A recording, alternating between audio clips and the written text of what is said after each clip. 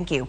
Well, if you're considering a seasonal job or if you have a child maybe who is looking for a summer gig before they go back to school, experts are urging folks to be aware of employment scams. Jen Burke from the Maine Credit Union League joins us live. So Jen, what can you tell us about these summer job scams? Well, these summer employment scams aren't new, but it's a way for criminals to take advantage of people that are looking for job opportunities. And what they do in these scenarios is they try to get the job seeker to share personal information that they could then use to access their bank accounts, potentially steal their identity, or they may want money. Sometimes in these job seeker scams, they look to get money from the people that are looking to apply for jobs, application fees. It's really unfortunate because Maine is such a vacation destination and we need seasonal help, but criminals are smart and they're taking advantage of those people who are looking to, help employ our workforce. And so, Jen, if you are looking for a summer job, what are some of the signs that what you're looking for might be a scam or what you're looking at? Yeah, this is really important. So don't accept a job you haven't applied for. So if you get an unsolicited message from someone saying they want to offer you a job, that should be a big red flag. There are certain positions like mystery shopper positions, package reshipment positions that the Better Business Bureau says is more inclined to be fraudulent. So if you're looking to apply for a position like that, be wary. If you're also looking to apply for a well-known brand, a well-known company, double check their website. Make sure that the position is actually on their official corporate site, especially if the job doesn't seem in line with the qualifications of a position of that nature. You also don't want to take a job that wants to pay you in the form of gift cards or merchandise, for example.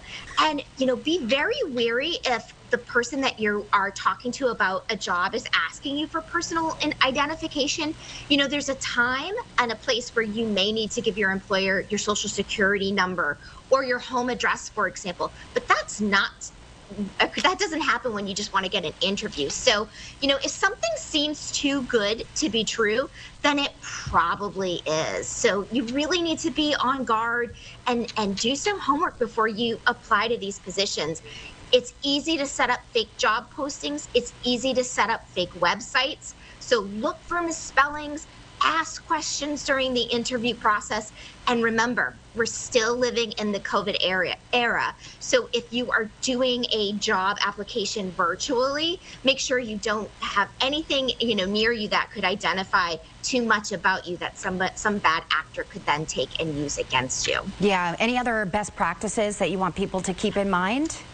Definitely do your homework. If you have a child, a college student, or a high schooler, for example, that's looking for a job, help them verify the employer. Help them through the vetting process and always remind them that it's never good to give out too much information.